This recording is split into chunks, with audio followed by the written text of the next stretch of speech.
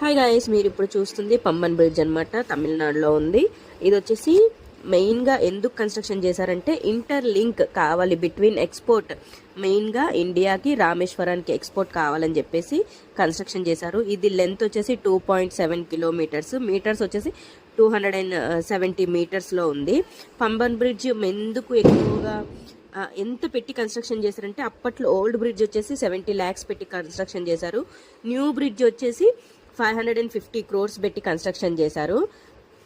మెయిన్గా పంబన్ బ్రిడ్జ్ వచ్చేసి first Pamban bridge వచ్చి 1911 నుంచి 1913 వరకు కన్స్ట్రక్షన్ చేశారు. ఓపెన్ చేసింది వచ్చి 1914లో ఓపెన్ చేసేసారు.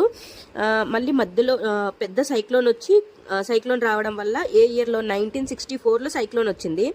అందుకని రిపేర్ చేసి 2022 వరకు యూజ్ చేసి క్లోజ్ చేసేసారు అక్కడ.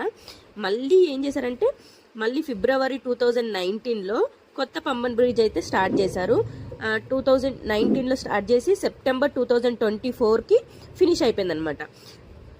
ఇది ఇనాగ్రేషన్ వచ్చేసి ఎప్పుడు జరిగిందంటే April 6th, 2025లో. అది ఎవరి చేతిలో ఇనాగ్రేషన్ అయిందంటే the great prime minister Narendra Modiji చేతిలో ఇనాగ్రేషన్. ఓల్డ్ పంబన్ బ్రిడ్జ్ వచ్చేసి లార్డ్ జాన్సన్ క్లే అనే మెడ్రాస్ గవర్నర్ ఓపెన్ చేశారు.